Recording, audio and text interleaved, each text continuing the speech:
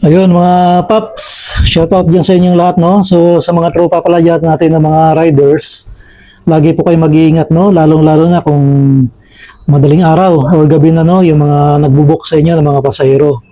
So mas maganda guys, wag na kayong mag-angkas, no? Or ang ibig ko sabihin, yung naka-register na apps, yun yung i-grab nyo na mga pasahero, yung mga nagbubuk. At syempre, tingnan nyo rin guys, no, yung mga nagbubok kasi minsan iba yung nagbubok tapos ang dumating na pasahero iba rin. So kung hindi kayo sure at langaning oras, i-cancel nyo na, no. So bahala na dun si pasahero. Kasi hindi naman talaga dun pa lang hindi nahanis, no. Hindi mo na makikita nahanis yung pasahero kasi iba yung nagbook, iba naman yung pasahero. Pwera na lang siguro, no, kung kasama mismo yung nagbook.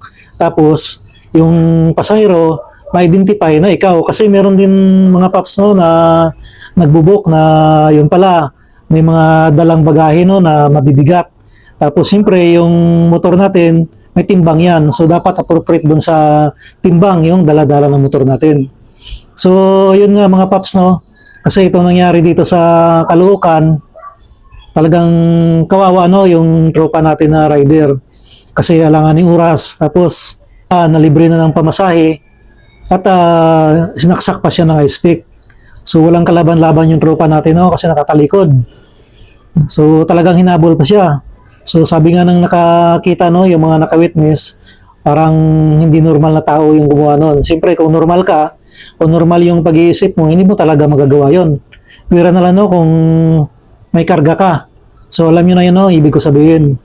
So doon mga paps, no, mag-iingat tayo palagi, no, kapag may nag-book sa atin. Tapos kung tingin natin na yung lugar ay alanganin, ay iwasan na natin. Huwag na natin kunin, no. Huwag tayong maghabol doon sa kikitain natin. Huwag tayong maghabol. Ang importante kasi dyan, safe tayo palagi, no. Yun ang importante. Lalong-lalo na doon sa mga nag-aangkas, no, yung hindi naka-register yung pasahero, yung hindi naka-book, yung bigla na lang lalapit sa'yo. So alam niyo na mga paps, kapag kayong tao, kumbaga nakasando, madali nyo namang ma-identify yan eh. Hindi naman natin nila lahat, no, kasi meron naman dyan na talagang totoo naman talaga at mabubuting tao. Hindi natin nila lahat. Pero yung iba kasi dyan, talagang hindi gumagawa ng mabuti. Lalo-lalo na nakita natin nakasando, may tuwalya, nakachinilas, nakashort. So dyan pa lang mga paps, magduda na kayo. Lalong-lalo na kung lumapit sa inyo, madaling araw, gabi na, so mga alanganing oras, so mga ganyang nakita nyo, hindi nag-book, tapos bigla na lang lalapit. So medyo magduda na tayo dyan. Lalo-lalo na kung nakachinilas, mga ganyan, no, wala man lang ibang dala. Kahit na, kumbaga, hindi halatang hindi siya galing sa trabaho, hindi galing sa office, or kahit anong trabaho, no. So madali nyo naman ma-identify dyan. Sa tagal natin dyan, no, na araw-araw natin na ginagawa yan, ma-identify na natin dyan. So, kailangan safe tayo palagi, yun ang isipin natin. Huwag tayo maghabol doon sa kikitain natin.